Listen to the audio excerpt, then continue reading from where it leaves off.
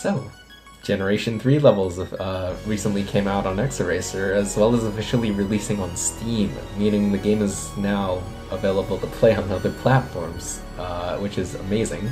I'm currently working on a video for that though, so hence the Exocup recap.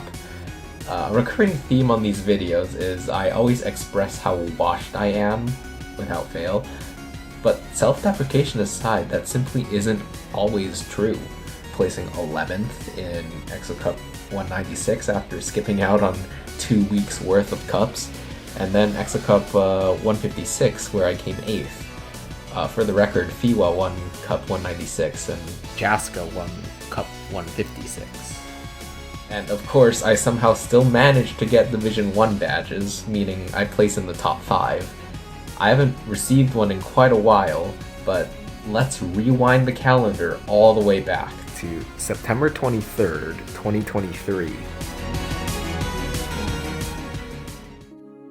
The map is Magnet 2 by Ties, and it is Cup 104. The very first thing you notice when you load into the map is the option of a GPS. A GPS, for those who don't know, is essentially a guide of how to complete the map. In Exoracer, you're not allowed to watch replays during the cup to learn the map, so here, you're given some written explanation on what to do. I decided not to use the GPS until half a minute into the cup, after I realized there was some unconventional gameplay present.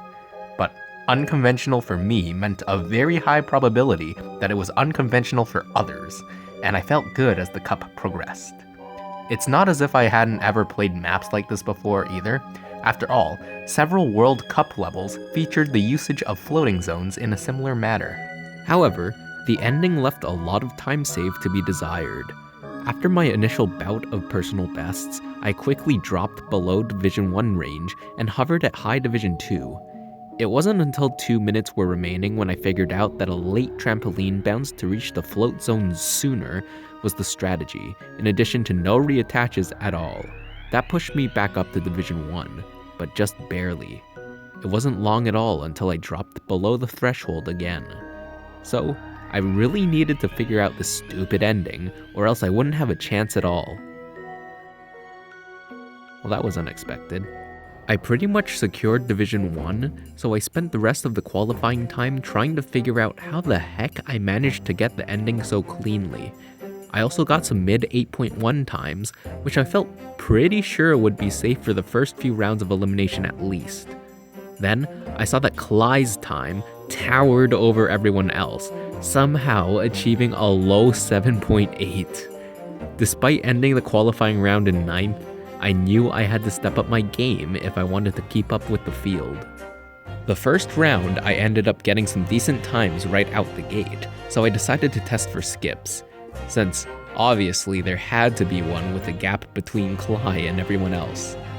I couldn't find one because there wasn't one, but I didn't know that at this point, so I wanted to do some more recon in the next round. In round 2, I tied my personal best pretty much right away, which gave me the opportunity to spectate the ghosts once again. No skip. Oh well. The next round was not going my way at all.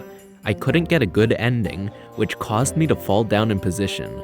Actually, I kept falling until I was 21st with 9 seconds to go.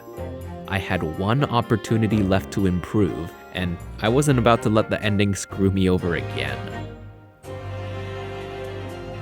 Honestly, that's a stacked lineup of people to get eliminated. I still don't think I completely understood how the ending worked, but I had a rough idea that I needed to swing into the area low and hold earlier than I thought I needed to. A little bit of luck went a long way too, but I was able to make it to the stage of 2 eliminations per round instead of 4. Less pressure. Now that everyone was more familiar with the quirks of this map, I started to place in the middle of the field rather than near the top. That was fine though. I was probably still safe for another few rounds. Especially if people keep not finishing like that, wow. The benchmark I was looking for at this point was any low 8.0 time. I estimated that would keep me in until round 8, or the round before eliminations dwindled down to 1 per round. During round 7, It didn't look great considering I was 10th out of 12 for the majority of the round. Luckily, I clutched my first sub 8 since my insane PB, pushing me up to 7th and ending the round at 8th. Looks like my estimation was off since even an 8.016 wasn't enough now. If I lasted one more round now, I'd make it to the coveted top 8, where only one elimination per round happens and even more pressure is lifted off of my shoulders. I nailed a 7.966 halfway through, almost guaranteeing my safety.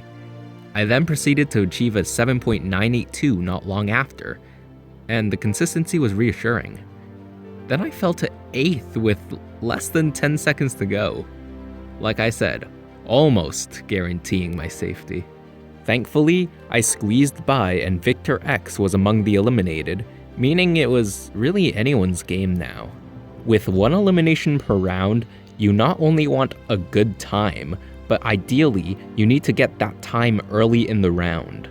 Often, people are tied on the leaderboards, but how the game determines who's placed above the other is based on whoever achieved that time first.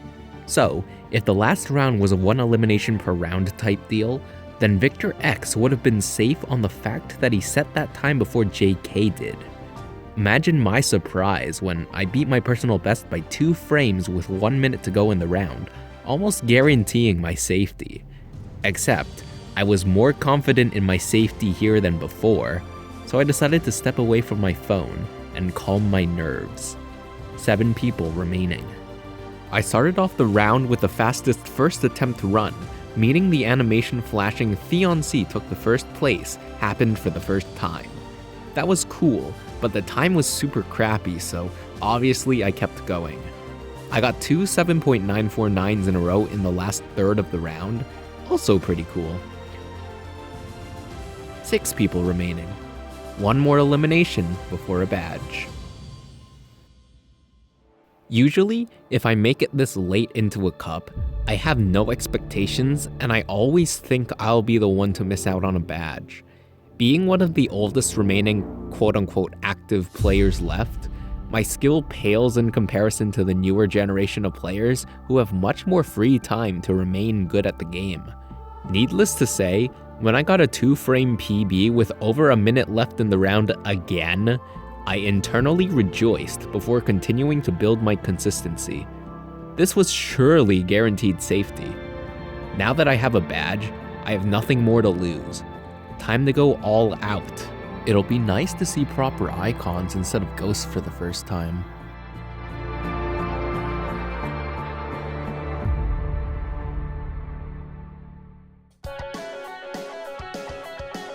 .932, 8.149. Wait, that's not the direction I want to go. Fortunately, my first time set was enough to stay in, and this was the first time I saw just how immense the gap between Cly and everyone else truly was. This was a lead he sustained since qualifiers, and I was dearly hoping for him to have an off round of any sort. Anything to get him eliminated. I had a good chance in the finals against anyone else except Cly. That is, assuming I make it there in the first place. 8.099, 8.099 again, 7.966, alright, I'm in third. 7.949, still third. Checking the leaderboards, of course Cly has a massive lead. Clawsoul is the only one I need to worry about at the moment, and with 5 seconds to go, I notice he tied my time. It's a good thing I set the 7.949 first. The penultimate round awaits.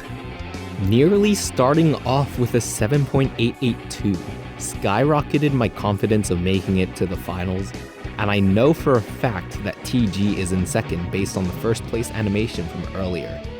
This is our last chance to deny Cly the chance to win this cup, and he seems to be struggling. I got another 7.899 with less than 20 seconds to go, and Cly is still in last with 10 seconds remaining. It looks like it's a final between me and TG. Until a new animation appears at literally the last second. I think I'm officially fucked. My first run looked promising, I choked the actual last floater zone. I got a 7.916 not long after, but I remained second, so I needed to check what the mark to beat was. Yeah, it's over. It was worth continuing to try to fight. I got a 7.899 before I started to experiment with anything I could think of. Of course, it was hopeless anyways, and I come second for the 6th time. GG to Cly for dominating the entire way. So, I hope you enjoyed the video. This is like I thought I'd just record a special intro and outro to this Exocup vid because tonight is my last night in this house. I will be going on my work term for 8 months following this video. So hopefully that'll give me more time to edit and just work on videos. No school, yeah, just trying to make my last day here special. It's pretty bare bones. I didn't really decorate. But yeah, thanks for watching. See you in the next Exocup video that's coming out in like 8 months.